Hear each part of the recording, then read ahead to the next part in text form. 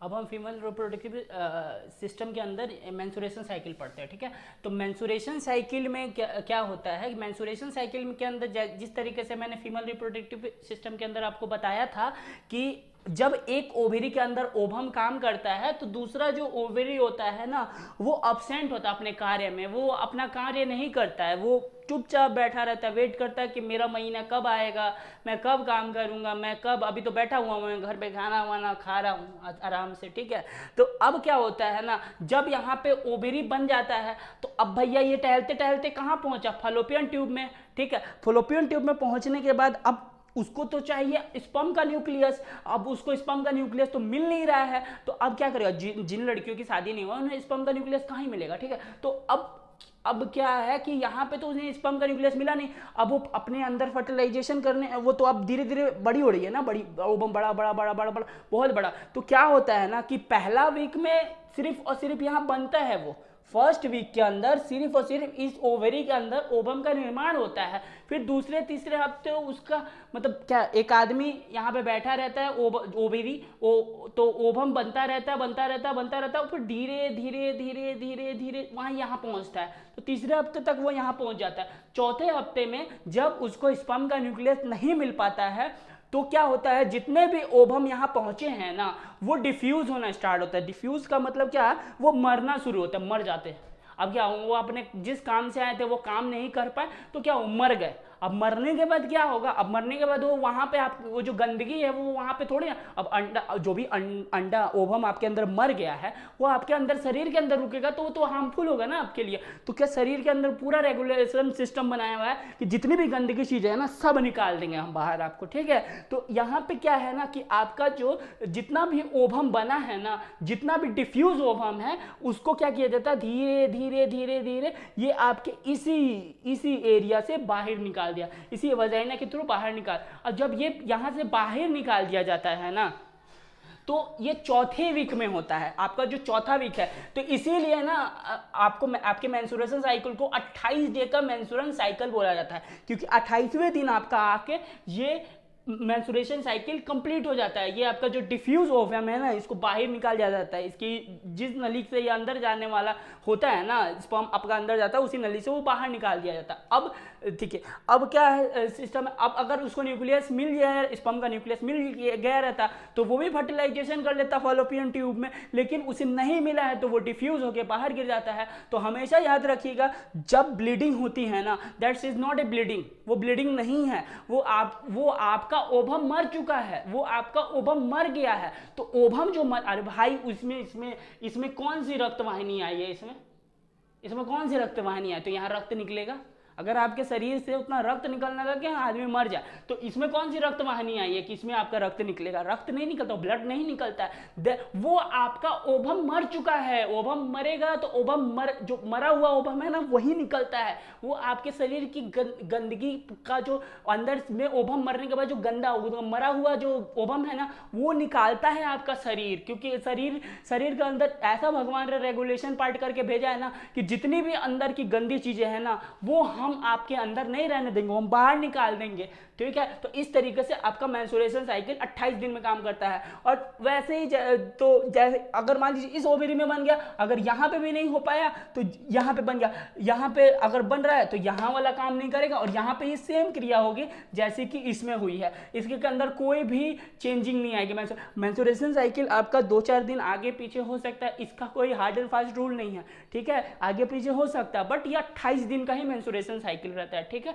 अब देखिए अब क्या होता है, जो बहुत लोग नसबंदी कराते हैं, तो महिलाओं की भी नसबंदी होती है, पुरुषों की भी नसबंदी होती है। तो पुरुषों की नसबंदी मैं जब पढ़ाऊंगा जब मैं मेल रिप्रोडक्टिव सिस्टम पढ़ाऊंगा, लेकिन अब मैं ये आपको ये बता रहा हूँ, क्या बता रहा हूँ, फीमेल के बारे में। तो फीमेल के बारे में जो होता है वो मैं आप जान लीजिए। तो फीमेल का जब नसबंदी करते हैं ना तो नसबंदी के अंदर क्या करते हैं मालूम है, ये वाला जो पार्ट है ना, ये वाला पार्ट इसको बंद कर देता है, ये जो ट्यूब ये ट्यूब जैसा दिख रहा है ना, अब इसको मैं ब्लॉक कर दिया तो क्या होता है, इसको ये ट्यूब को जो ब्लॉक कर दिया ना, इसको हम कहते हैं ट्यूबिकोटोमी। ट्यूबिकोटोमी देखिए हिंदी में समझ में आ रहा ना, बढ़िया, नलबंदी, नल है, नल, नली, नली होती है ना, नली को बंद कर दिया मैं तो नलबंदी, नल बंदी, मतलब इसको क्या कहते हैं, ट्यूबिकोटोमी। और जब मेल का मैं रिप्रोडक्टिव पढ़ाऊंगा तो मेल के बारे में बताऊंगा, अभी तक ये देख लीजिए आप, ट्यूबिकोटोमी। देखिए आपका एक बीमारी होता है, उसको कहता है हिस्टेरोटोमी। हिस्टेरोटोमी में क्या होता है ना कि ये एक बहुत बेकार सी बीमारी है, ये अगर किसी में हो गया ना तो उस बीमारी को कहते हैं हिस्टीरिया, ठीक है। हिस्टीरिया में के अंदर क्या होता है, हिस्टीरिया के अंदर क्या होता है, जो लड़की होती है ना वो लड़कों की तरफ बहुत ज़्यादा आकर्षित होने लग जाती है, ठीक है। तो बहुत ज़्यादा आकर्षित होने लगती है ना तो वो हिस्टीरिया हो जाता है। अब उसमें इसमें क्या होता है ना कि आपका जितना ये यूटेरस का भाग है ना, ये वाला जो भाग है ना, आपको ये जो ये भाग दिख रहा है, तो ये जो भाग है ना ये खराब होने लगता है, बहुत गंदा। अगर इसको ऐसे छोड़ दिया जाए ना तो आपको कैंसर हो जाएगा, यहाँ पे ये पूरा कैंसर का पार्ट बन जाएगा, घाव हो जाएगा, बहुत बड़ा बीमारी हो जाएगा, कैंसर हो जाएगा। तो क्या करता है ना डॉक्टर इसको मदर का ओम मतलब यूटेरस को रिमूव कर देता है, काट पीट के सबको बाहर निकाल देगा। बोलेगा कि नहीं इंसान बचेगा ना तो वो जिंदा रहेगा तो अपना जिंदगी देखेगा।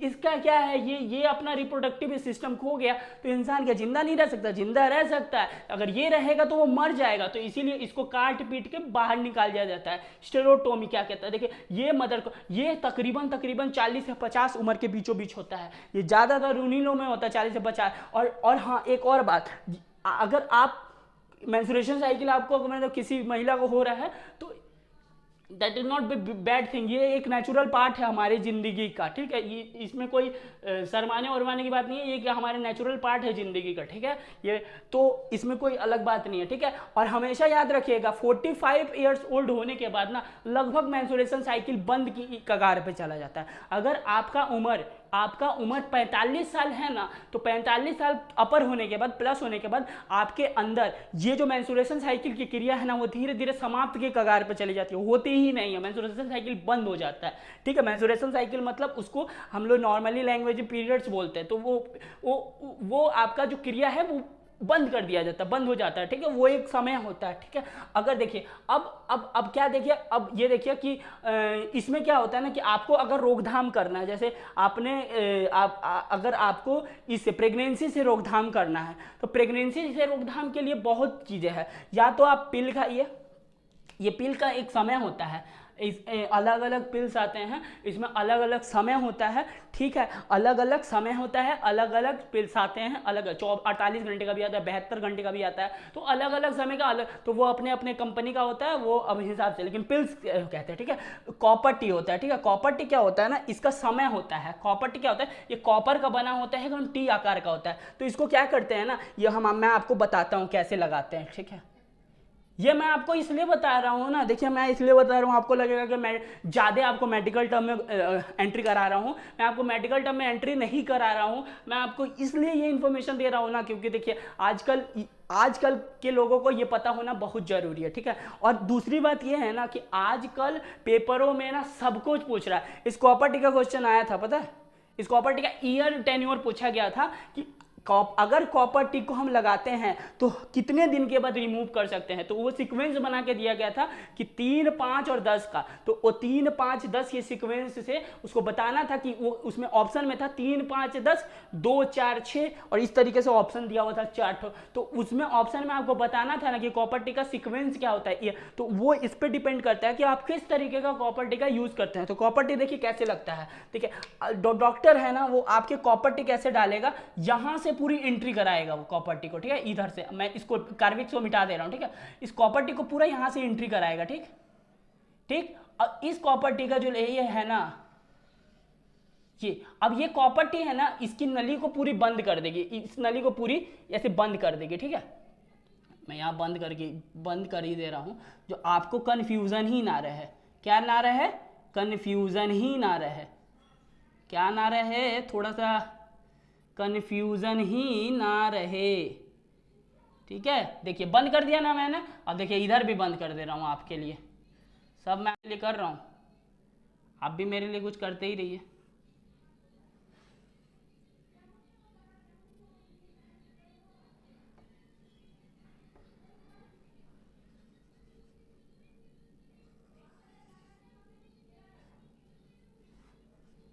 बंद कर दिया, ठीक है। अब देखिए ये जो कॉपर टी है ना, ये आपको ऐसे करके घुस जा, ऐसे करके महिला के इसमें आप गर्भाशय की तरफ ये डाल दिया जाता है। तो ये नली जो होती है ना, ट्यूब, आपकी जो ट्यूब फैलोपियन ट्यूब है ना, इसके अंदर थोड़ी थोड़ी इन कर जाती है। तो इन करने के कारण आपका जो स्पर्म है ना, वो अब जा ही नहीं पाएगा भाई, वो तो पहुंच ही नहीं पाएगा। जब यहाँ पहुंचेगा ही नहीं फैलोपियन ट्यूब में, तो निषेचन कैसे करेगा? क्योंकि निषेचन, फर्टिलाइजेशन आपका फैलोपियन ट्यूब में ही होता है, तो निषेचन कैसे करेगा? तो निषेचन करेगा ही नहीं, तो बच्चा होने की जो प्रॉब्लम है वो आपका खत्म। मतलब अगर आपको प्रिकॉशन, आपको बच्चे नहीं ज़्यादा दिन में, मतलब अभी होता है कि आपको नहीं चाहिए, तो वो आपका डिले कर देता है। ये होता है आपका, देखिए आपका जो ये आपका जो कॉपर टी है ना, वो कितने कितने साल का होता है? एक 3 साल का होता है, एक 5 साल का होता है, आज गलती बहुत हो रहा है, एक 5 साल का होता है और एक 10 साल का होता है, ठीक है। तो एक 3 साल का, एक 5 साल का और एक 10 साल का।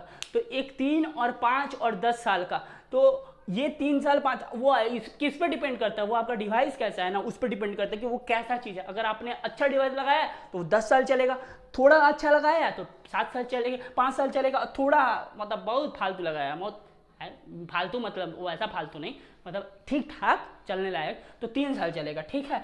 तो और देखिए तीसरा चीज़ क्या है, आप डाइफाग्राम का यूज़ करिए, ये महिला यूज करती है, ठीक है, डाइफाग्राम। जिस जगह पुरुष कॉन्डम का यूज़ करते हैं, उधर महिला डाइफाग्राम का यूज़ करती है। और इन सब चीज़ों से आप प्रेगनेंसी, मतलब जो प्रेगनेंसी है ना, उसको प्रिकॉशन कर सकते हो, सावधानियां ये बरत सकते हो, इससे आपका जो आपका जो प्रेगनेंसी है वो मतलब आपका डिले हो जाए, वो नहीं होगा, ठीक है। उस इसके कारण आपका प्रेगनेंसी नहीं हो, आप प्रेग्नेंट नहीं होंगे। तो उस ये सब हिसाब से आपको रहना चाहिए, ठीक है। बस जितना मेंस्ट्रुएशन साइकिल के अंदर है, जितना मेंस्ट्रुएशन साइकिल के अंदर था, और जितना आपका ट्यूब इससे जुड़ा हुआ सामान था, वो मैंने बता दिया आपको। कैसे कैसे प्रिकॉशन करना है वो भी बता दिया आपको। जितना इस मेंस्ट्रुएशन और IVF बता दूं, चलिए IVF क्या होता है, ठीक है। IVF ये होता है ना, IVF क्या होता है वो बता दूं मैं, ठीक है। IVF आपका इन विट्रो फर्टिलाइजेशन होता है। क्या होता है देखिए, बता देता हूं मैं आपको। IVF जो होता है in vitro fertilisation, in vitro fertilisation होता है, ठीक है। अब इन विट्रो फर्टिलाइजेशन में क्या होता है, देखिए अब क्या होता है, इन विट्रो फर्टिलाइजेशन कब किया जाता है? इन विट्रो फर्टिलाइजेशन तब किया जाता है जब जो मादा होता है, मादा, उसका जो अंडवाही ने लिखा है ना, ये वाला बहुत सुकड़ा हो, बहुत पतला हो, है ये जब आपका बहुत पतला हो, आप समझने के लिए समझना इसको, मैं इसके अंदर मैंने कॉपर टी फंसाया है, तो आप कंफ्यूज मत होना कि कॉपर टी सर कहाँ फंसा रहे हैं, ये कहाँ फंसा रहे हैं। क्या आपके जो आप बस फोकस करना समझने के अंदर। मान लीजिए बहुत पतला है, बहुत पतला है, अब इतना पतला है ना कि इसके अंदर आपका जो स्पर्म है ना, वो प्रॉपर मात्रा में एंट्री ही नहीं कर पा रहा है। जब वो एंट्री नहीं कर पा रहा है ना, तो वो तो फर्टिलाइजेशन कर ही नहीं पाएगा, क्योंकि आपका ओवम तो यहाँ के रुक गया है, तो फर्टिलाइजेशन नहीं कर पाएगा। तो याद रखिएगा कि मादा के अंदर किसके अंदर, मादा के अंदर FT फॉलोपियन ट्यूब के लिए मैं FT लिख रहा हूं, ठीक है। आप बोलोगे पूरा लिख दूंगा, यहाँ लिखा हुआ है इसीलिए मैं FT लिख रहा हूं, ठीक है। फॉलोपियन ट्यूब में FT का पतला होना, क्या होना,